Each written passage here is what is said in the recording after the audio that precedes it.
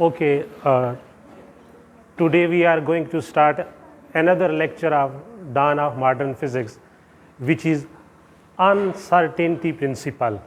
This principle was proposed by a young scientist Heisenberg in 1927 by observing a thought experiment on the consequences of wave particle duality concept of both matter as well as radiation. अब ज़रा समझना है कि basically Heisenberg uncertainty principle है क्या चीज़। पहले तो इस लफ्ज़ को समझे, अनसर्टेनिटी नहीं है ये, अनसर्टन टी प्रिंसिपल। अनसर्टन का लुग़वी मीनिंग है गैर यकीनी, बेयकीनी की सूरत हाल, गैर यकीनी सिचुएशन। तो अब ये प्रिंसिपल 1927 में हाइजेनबर्ग एक साइंटिस्ट था, इसने दिया on the consequences of wave particle duality concept of both matter as well as radiation. अब इसको समझने के लिए दो चार बातें हम लोग क्लासिकल मैकेनिक्स और क्वांटम मैकेनिक्स या मॉडर्न फिजिक्स की समझते हैं। क्लासिकल मैकेनिक्स में कोई भी पार्टिकल होता है मैक्रोस्कोपिक पार्टिकल, क्लासिकल मैकेनिक्स कहती ही किसको है, that branch of physics in which we study dynamics of matter on the basis of macroscopic structure, macroscopic behaviour, यानी मैटर की डायनामिक नेचर को हम स्टडी करते हैं। कौन सा matter? Macroscopic particle, macroscopic object, observable particle जो नेकेड आई से देखे जा सके। इनकी मोशन को डिस्क्राइब करने वाली जो फिज़िक्स की ब्रांच है वो क्लासिकल फिज़िक्स है। जैसे आप लोग इस मार्कर को देख रहे हो, ठीक है, आप इस मार्कर को किस सूरत में देख रहे हो कि अगर इसके ऊपर लाइट पड़े, लाइट रिफ्लेक्ट होकर आपकी रेटिना में आए तो आपको वीएन इफेक्ट बनता दिखाई देगा। इसका साइज़, एपरेंट साइज़ आप देख रहे हैं, इसकी पोजीशन कैलकुलेट कर सकते हैं with respect to this room. अगर मैं एक ऑरिजिन इस रूम के अंदर बना लूँ, ऑरिजिन वो पॉइंट है जहाँ से मेजरमेंट स्टार्ट ली जाएगी, कोई कोना एज्यूम कर ले रूम का, और इसके इर्द गिर्द कोऑर्डिनेट एक्सेस एक्स वाई जी, ये तीनों कोऑर्डिनेट एक्सेस म्यूचुअली परपेंडिकुलर बना लूँ, you can determine the position of this marker. Is it clear? इसी तरह आप इसका मोमेंटम फाइंड कर सकते हो। रेस्ट पे है तो आप फ़ौरन कहोगे ज़ीरो है इसका मोमेंटम। टोटल एनर्जी आप कहोगे अगर ये रेस्ट पे है, मोशन में नहीं है, तो टोटल एनर्जी क्या होगी? Whole of potential energy. और अगर ये स्लोली मूव कर रहा है तो it has partial kinetic energy and partial potential energy. यानी you can collect a lot of information regarding macro particles by using classical mechanics और न्यूटोनियन मैकेनिक्स। न्यूटोनियन मैकेनिक्स और क्लासिकल मैकेनिक्स को use करते हुए किसी भी पार्टिकल की position को, मोमेंटम को, एनर्जी को और टाइम इंटरवल को आप कैलकुलेट कर सकते हैं। इन क्वांटिटीज़ को कहते हैं फिजिकल वेरिएबल्स या observables. Position, momentum, energy, time, these are the physical quantities are physical variables. बात क्लियर होगी? लेकिन अगर सेम इंफॉर्मेशन हम किसी क्वांटम पार्टिकल्स के मुतालिक कैलकुलेट करना चाहें, कलेक्ट करना चाहें, quantum particles mean electrons, protons, neutrons, even atoms, positron, meson, leptons, ये जितने भी एलिमेंट्री पार्टिकल्स हैं, अगर आप if you want to determine position of an electron in an atom, तो आपको क्या चाहिए होगा? आप जिस तरह इस मार्कर की पोजीशन को लोकेट करने के लिए लाइट फॉल करते हो, तो इलेक्ट्रॉन की पोजीशन डिटरमिन करना चाहते हैं तो आप इस पे क्या करोगे? लाइट फॉल करोगे। वो लाइट रिफ्लेक्ट होके आएगी और इलेक्ट्रॉन की पोजीशन के मुतालिक सर्टन इंफॉर्मेशन देगी। ये जो इलेक्ट्रॉन है, इलेक्ट्रॉन या प्रोटॉन, न्यूट्रॉन, पॉजिट्रॉन या इसी तरह का लेप्टॉन, मीज़ॉन, इन्हें कहते हैं क्वांटम पार्टिकल्स। क्या कहेंगे? Quantum particle. और इनके साथ जो मेजरमेंट एसोसिएटेड है, position of electron, time interval, how much time एक इलेक्ट्रॉन एक्साइटेड स्टेट में रहता है, क्योंकि इलेक्ट्रॉन आपको इल्म है कि फोटॉन या लाइट एब्जॉर्ब करके ग्राउंड स्टेट से हर एक्साइटेड स्टेट में जाता है, तो कितने टाइम तक वो एक्साइटेड स्टेट में रहा, तो ये भी एक वेरिएबल हो गया। इसके पास टोटल एनर्जी कितनी है, क्योंकि जब वो एक्साइटेड स्टेट से ग्राउंड स्टेट में आता है it should emit light in the form of radiation. उसकी एनर्जी क्या है, उसका उसके मोमेंटम में क्या चेंज आई है। तो ये जो क्वांटम मेजरमेंट्स हैं, हेजनबर्ग कहता है कि अगर हम किसी क्वांटम पार्टिकल के मुताल्लिक मेजरमेंट लेना चाहें तो हम सामल्टेनियसली क्वांटम मेजरमेंट, कौन कौन सी मेजरमेंट, इलेक्ट्रॉन की पोजीशन और मोमेंटम को एक साथ सामल्टेनियसली डिटरमिन नहीं कर सकते हैं। ये मुश्किल ही नहीं बल्कि उसने वर्ड्स यूज़ किया, इट इज़ इम्पॉसिबल। तो क्वांटम मैकेनिक्स में बहुत ज़बरदस्त किस्म का ये प्रिंसिपल है जो हेजनबर्ग ने दिया, और ये एक थॉट के ऊपर डेवलप किया गया है। This is called thought experiment. अब इसकी स्टेटमेंट क्या है उनको समझे, फिर इसको हम प्रूव करते हैं। तो बहुत लॉजिकल डिस्कशन है ये, इसको इस पे आप कंसंट्रेट करें। स्टेटमेंट ये है कि it is impossible to determine the measurement of two quantum variables simultaneously, कि टू क्वांटम वेरिएबल्स की मेजरमेंट को एक साथ डिटरमिन करना इम्पॉसिबल है। क्वांटम वेरिएबल्स पोजीशंस और मोमेंटम या एनर्जी और टाइम, ये क्वांटम वेरिएबल्स होंगे। And these variable are associated with quantum particles or microscopic particles like electron, proton, neutron, atom, meson, lepton, hadron, boson, kaon, ये सारे elementary particles हैं। आपने इसको ऑब्जर्वेबल पार्टिकल के लिए नहीं लेना, वो मैंने ऑलरेडी बता दिया है कि क्लासिकल मैकेनिक्स में जो ऑब्जर्वेबल पार्टिकल है, जो नेकेड आई से देखा जा सकता है, जैसे ये मार्कर है, इसकी पोजीशन और मोमेंटम को साइमल्टेनियसली डिटरमिन किया जा सकता है इजीली। लेकिन इलेक्ट्रॉन के लिए अगर ये इलेक्ट्रॉन हो तो आप इसकी पोजीशन और मोमेंटम को साइमल्टेनियसली डिटरमिन नहीं कर सकते, मुश्किल ही नहीं बल्कि इम्पॉसिबल है। तो नेक्स्ट मैंने कहा what are quantum variables, those variables are quantum are quantities associated with micro particles or quantum particles like electron, proton, neutron, positron, meson. Clear होगी। अब स्टेटमेंट की तरफ आते हैं। हेजनबर्ग ने जो क्वांटम पार्टिकल्स के मुतालिक इलेक्ट्रॉन, अब आपने इलेक्ट्रॉन को चूज़ करना है, इलेक्ट्रॉन के मुतालिक जो हेजनबर्ग अनसर्टिनिटी प्रिंसिपल की स्टेटमेंट दी वो क्या है। स्टेटमेंट ये है कि the position and momentum of A quantum particle like electron can not be measured simultaneously with perfect accuracy, कि if you want to determine position as well as momentum associated with quantum particle like electron, तो it is impossible to measure both variables simultaneously, कि दोनों variables को एक साथ major करना impossible है। तो इसको आपने, ये जो अनसर्टिनिटी प्रिंसिपल है, इसको आपने उस चीज़ के साथ कंपेयर नहीं करना जो फर्स्ट ईयर में आप लोगों ने अनसर्टिनिटी पढ़ी थी। मेजरमेंट के अंदर जो अनसर्टेनिटी आती है, जैसे आपने कहा सिस्टमैटिक एरर है, रैंडम एरर है, पर्सनल एरर है, तो मैक्सिमम अनसर्टेनिटी किसी मेजरमेंट में कितनी आती है, जितना उसका लीस्ट काउंट होता है। This is something else. वो इंस्ट्रूमेंट के साथ रिलेटेड अनसर्टेनिटी थी, ये क्वांटम पार्टिकल या क्वांटम वेरिएबल के साथ एसोसिएटेड मेजरमेंट है। तो उसमें और इसमें ज़मीन आसमान का फ़र्क है। ये पॉइंट क्लियर हो गया। तो यहाँ हम लोग किसको ऑब्जर्व करने जा रहे हैं, इलेक्ट्रॉन को, उसकी पोजीशन को भी और उसके मोमेंटम को भी। और हेजनबर्ग कह रहा है कि दोनों को एक साथ मेजर करना इम्पॉसिबल है। अब इसको समझने के लिए हम एक थॉट एक्सपेरिमेंट करते हैं, बड़ा इंटरेस्टिंग किस्म का एक्सपेरिमेंट है। पहले ये देखते हैं कि ये अनसर्टेनिटी, इसका कॉन्सिक्वेंसेस क्या था। तो वो कहता है कि these uncertainty arises due to consequences of wave particle duality concept, क्योंकि हमें इल्म है कि रेडिएशन का पार्टिकल लाइक बिहेवियर भी है और वेव लाइक बिहेवियर भी है।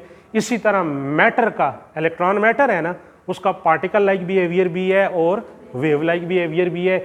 इसलिए इस वेव पार्टिकल ड्यूअलिटी कंसेप्ट की वजह से दोनों कॉन्सेप्ट या दोनों वेरिएबल साइमल्टेनियसली डिटरमिन नहीं किए जा सकते।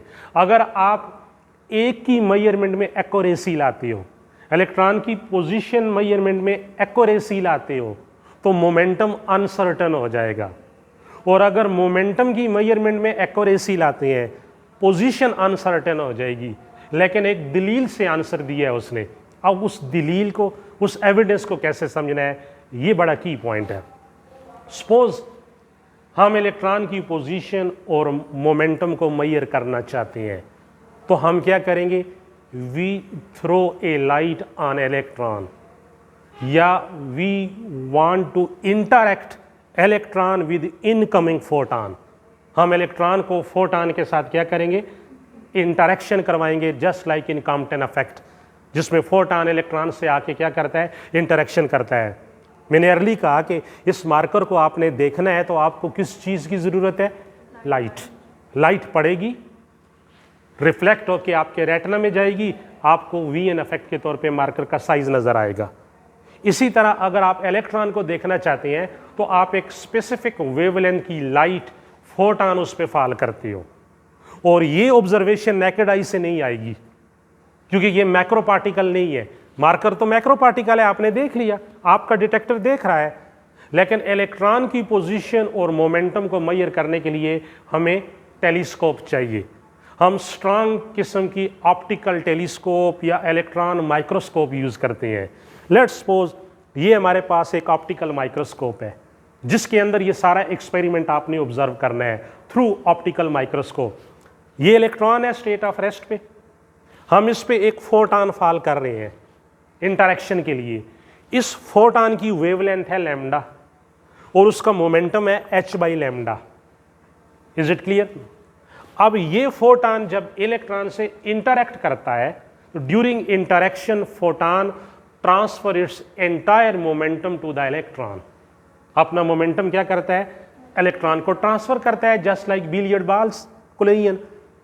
तो क्या होगा? Electron after gaining that particular momentum from photon, इसकी पोजीशन और मोमेंटम दोनों डिस्टर्ब हो जाएंगे, चेंज हो जाएंगे।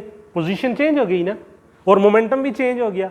We assume that electron before interaction rest पे था, तो मोमेंटम जीरो है। कुछ ना कुछ पोजीशन आप हाईलाइट कर सकते हैं, लेकिन जब फोटॉन ने इंटरेक्शन की, अपनी एनर्जी और मोमेंटम इलेक्ट्रॉन को ट्रांसफर किया, इलेक्ट्रॉन स्कैटर्ड होके ये आ गया, पोजीशन में चेंज आ गई ना, ठीक होगी बात, और मोमेंटम में भी चेंज आ गई। और फोटॉन अपना मोमेंटम ट्रांसफर करने के बाद इस डायरेक्शन में स्कैटर्ड हो गया। अब हाइजेनबर्ग चाहता है कि ये जो इलेक्ट्रॉन इंटरेक्शन के बाद स्कैटर्ड हुआ है, इसकी पोजीशन और मोमेंटम को हम डिटरमिन करना चाहते हैं, तो क्या ये एक साथ मेजर किए जा सकते हैं या नहीं। तो उसने पोजीशन मेजरमेंट, पोजीशन के अंदर मेजरमेंट ली, इलेक्ट्रॉन की पोजीशन। ये सारे का सारा एक्सपेरिमेंट अलोंग एक्स एक्सिस किया जा रहा है। तो along x axis position measurement की इलेक्ट्रॉन की, तो let the maximum uncertainty present in the position measurement of an electron is equal to del x. इसको किससे डिनोट करते हैं? Delta x. तो जो देनी है, तो हाइजेनबर्ग थॉट यानी थॉट एक्सपेरिमेंट में ये सोचता है, ये उसके तखय्युल में, तसव्वुर में ये ख्याल आता है कि जो मैक्सिमम अनसर्टेनिटी पोजीशन मेजरमेंट में आएगी वो कितनी होगी?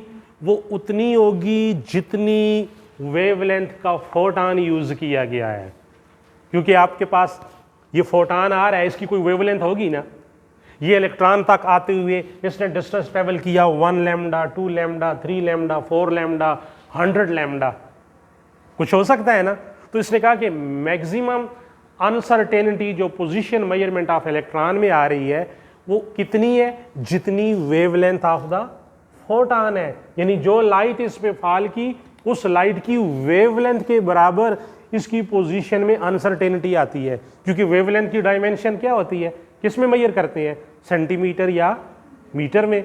और पोजीशन की मेजरमेंट भी किस में होती है? सेंटीमीटर या मीटर में। तो इसलिए यहाँ पर ये पॉइंट मैंने लिखा है कि let the uncertainty in position measurement of electron is del x which is the order of wavelength of photon. तो ये फोटॉन की वेवलेंथ के इक्वल है। तो इसको मैथमेटिकली आप कैसे लिखेंगे? इक्वेशन 1 देखें, डेल एक्स इलेक्ट्रॉन। तो डेल एक्स क्या चीज़ है? Maximum uncertainty in position measurement associated with electron which is equal to wavelength of incoming photon, wavelength of light used in the experiment।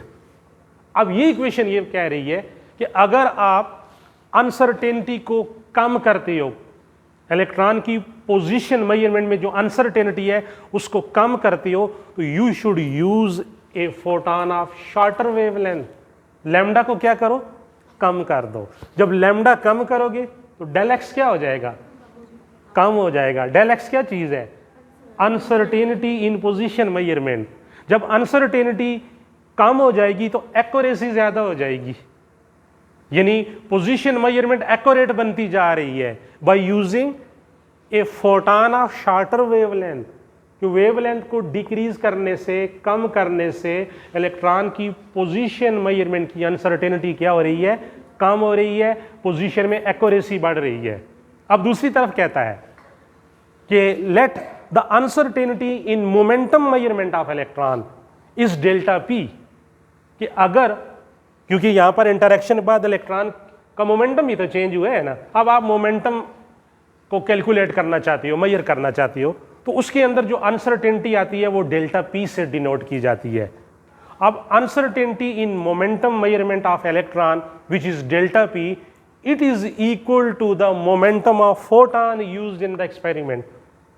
यानी मोमेंटम में अनसर्टेनिटी कितनी पाई जाती है, जिस मोमेंटम का फोटॉन यूज हुआ। क्योंकि फोटॉन जब इलेक्ट्रॉन से इंटरेक्ट करता है तो फोटॉन अपना सारा मोमेंटम इलेक्ट्रॉन को ट्रांसफर कर देता है। तो अगर आप इलेक्ट्रॉन के मोमेंटम में अनसर्टेनिटी कैलकुलेट करना चाहते हो तो वो अनसर्टेनिटी इलेक्ट्रॉन की मोमेंटम मेजरमेंट में जो अनसर्टेनिटी है वो कितनी आएगी, जितना मोमेंटम फोटॉन के पास था। It is equal to the momentum of the photon. तो देखें del p electron is nearly equal to h by lambda, क्योंकि फोटॉन का मोमेंटम क्या है, एच बाई लैम्डा। अब तो जो देनी है, इंतहाई इंपॉर्टेंट पॉइंट, अगर आप मोमेंटम मेजरमेंट की अनसर्टेनिटी को रिड्यूस करना चाहती हो, कम करना चाहती हो, तो you should use A light of longer wavelength. Inverse relation है ना, लैम्डा अगर बड़ा हो, लार्जर हो, यानी जो फोटॉन यूज कर रहा है उसकी वेवलेंथ इंक्रीज करो, तो डेल पी क्या होगा, कम।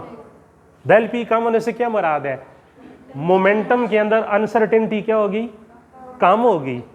But at the same time if you see equation number 1, when we increase wavelength, del x क्या हो जाएगी, इंक्रीज हो जाएगी। और डेल एक्स क्या चीज है, अनसर्टेनिटी इन पोजीशन मेजरमेंट। यानी वेवलेंथ को इंक्रीज करता हूं तो पोजीशन की अनसर्टेनिटी बढ़ जाती है अकॉर्डिंग टू इक्वेशन 1। पोजीशन की अनसर्टेनिटी बढ़ गई, एक्यूरेसी कम होगी। और इक्वेशन 2 के तहत वेवलेंथ को इंक्रीज करता हूं तो अनसर्टेनिटी मोमेंटम की कम होगी। यानी एक वेरिएबल की अनसर्टेनिटी कम हो रही है, एक्यूरेसी बढ़ रही है, लेकिन दूसरे वेरिएबल की अनसर्टेनिटी इंक्रीज हो रही है, वो अनसर्टन हो रहा है। यानी लॉन्गर वेवलेंथ यूज करने से डेल एक्स जो है ये अनसर्टन हो रहा है और डेल पी जो है एक्यूरेट बनता जा रहा है। अगर आप वेवलेंथ कम करते हैं तो अनसर्टेनिटी पोजीशन की कम होती है, लेकिन मीनवाइल मोमेंटम की अनसर्टेनिटी बढ़ रही है, तो प्रॉब्लम क्रिएट हो गई ना दोनों। इसलिए उसने क्या कहा था कि the position and momentum of A quantum particle like electron can not be measured simultaneously with perfect accuracy. आपके सामने थॉट एक्सपेरिमेंट से इन दोनों इक्वेशन से उसने ये प्रूव करके दिया है कि अगर हम वेवलेंथ को कम या ज़्यादा करते हैं तो एक वेरिएबल एक्यूरेट होता है और दूसरा वेरिएबल अनसर्टन बन जाता है। अब ये इन दोनों को कहता है मल्टीप्लाई कर लो, मल्टीप्लाई इक्वेशन 1 एंड 2। तो लेफ्ट साइड डेल एक्स और del p is equal to del x की वैल्यू लैम्डा और डेल पी की वैल्यू एच बाई लैम्डा। तो लैम्डा लैम्डा कैंसिल हो जाएंगे, तो ये प्रोडक्ट किसके इक्वल आ जाएगा, एच प्लैंक कांस्टेंट। तो यहां से एक और स्टेटमेंट वो कहता है, ये अनसर्टेनिटी है ना, the product of uncertainty measurement in position as well as momentum associated with electron is nearly equal to Planck constant h।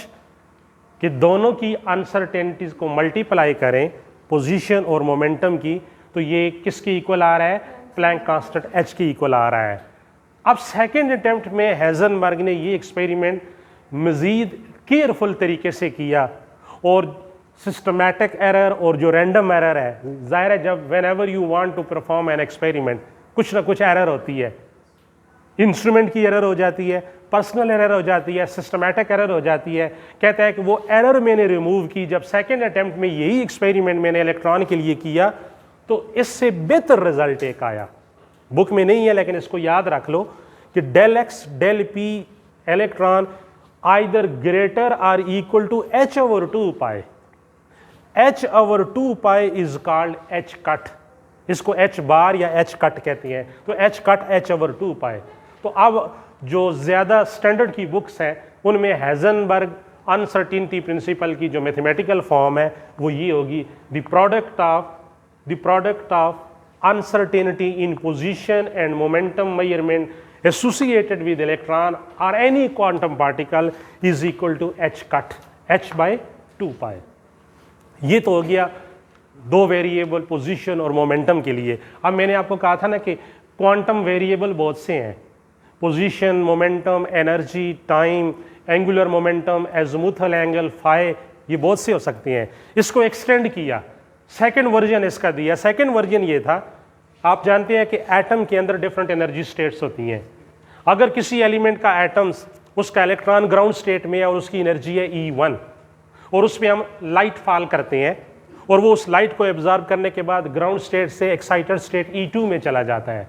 आपका हाइड्रोजन एटम है E1 से E2 स्टेट में, तो ये जो सेकेंड स्टेट है एक्साइटेड स्टेट, यहाँ इलेक्ट्रॉन का लाइफ टाइम होता है 10⁻⁸ सेकेंड, ऑलमोस्ट 1 नैनोसेकेंड के इक्वल, और ये दोबारा डी एक्साइट होके अपनी ओरिजिनल ग्राउंड स्टेट में जाता है। जब ये ग्राउंड स्टेट में आता है डी एक्साइट होके, during D excitation process it will emit light in the form of radiation, in the form of photon, कि ये एनर्जी रिलीज करता है, रेडिएशन इमिट करता है। वो जो एनर्जी इमिट करता है in the form of photon वो इक्वल होती है difference of the energy of 2 quantum state, ये आप जानते हैं अच्छी तरह, और उस एनर्जी को कहते हैं delta E, E2 minus E1 is equal to HF। अब अगर हाइजेनबर्ग कहता है कि ये जो एनर्जी रिलीज की है इलेक्ट्रॉन की डी एक्साइटेशन की वजह से एटम ने जो एनर्जी रिलीज की है डेल्टा E और कितने टाइम इंटरवल में की है, इसका प्रोडक्ट भी ले तो ये भी किसके इक्वल आएगा, H के इक्वल आएगा। यानी ये दोनों वेरिएबल भी साइमल्टेनियसली डिटरमिन नहीं किए जा सकते।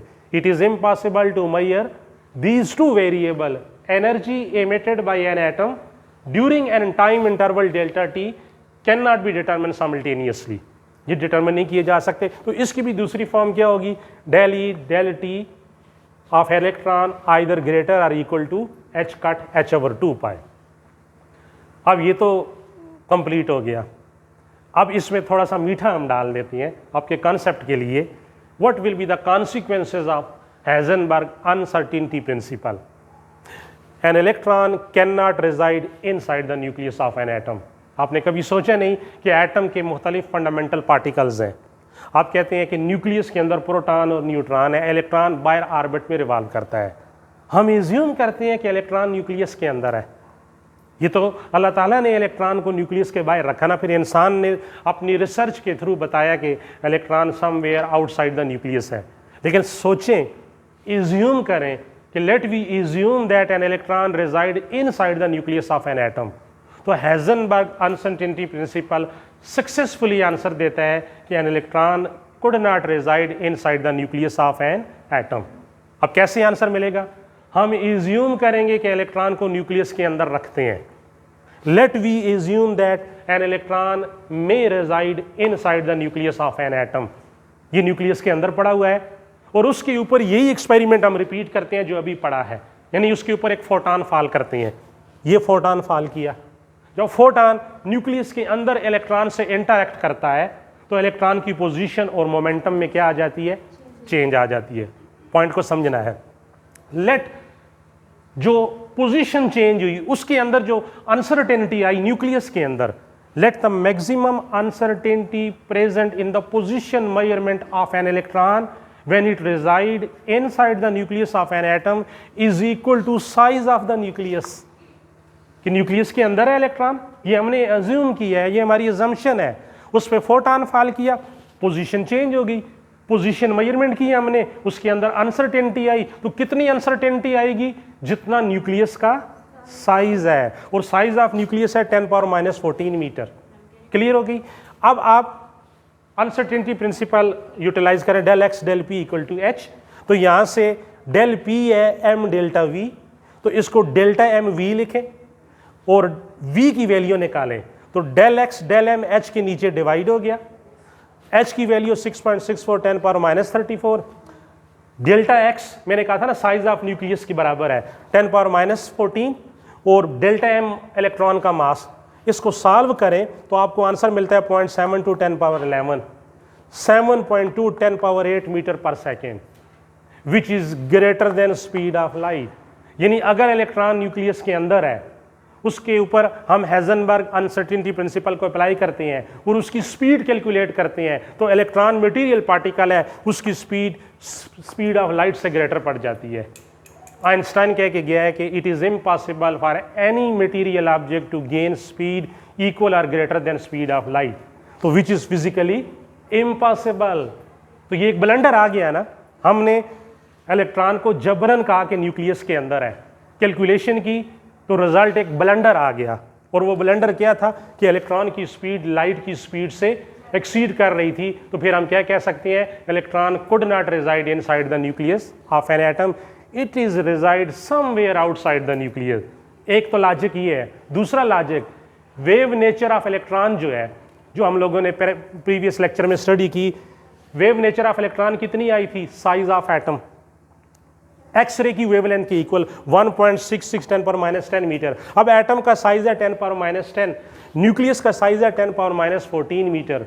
न्यूक्लियस कितना छोटा है, 10 पावर 4 टाइम अपने एटम से छोटा है, 10,000 टाइम स्मॉलर है न्यूक्लियस अपने एटम से। अब इलेक्ट्रॉन की वेवलेंथ एटम के साइज के बराबर है और न्यूक्लियस बहुत छोटा है, तो एक बहुत स्मॉलर साइज में आप एक बहुत बड़ी वेवलेंथ को गुजार सकते हो। इसकी मिसाल ऐसी है कि सुई की नाक से हाथी को गुजारना, इट इज इम्पॉसिबल ना। तो फिर दूसरा सबसे बड़ा लॉजिकल डिस्कशन क्या हुई कि an electron could not reside inside the nucleus of an atom because of longer wavelength, और वो कितनी लॉन्गर है, 10,000 times size of the nucleus. तो ये दो लॉजिकल रीजन है जिसकी वजह से हम कहते हैं कि इलेक्ट्रॉन न्यूक्लियस में रिजाइड नहीं करता। तो अनसर्टेनिटी प्रिंसिपल का लास्ट कंक्लूजन ये आता है कि it is impossible to know everything about quantum particles, कि किसी भी क्वांटम पार्टिकल के मतलब everything, it is impossible to know everything about quantum particle. ये नामुमकिन है कि क्वांटम पार्टिकल के मतलब आप each and every information collect कर सको। Okay, see you.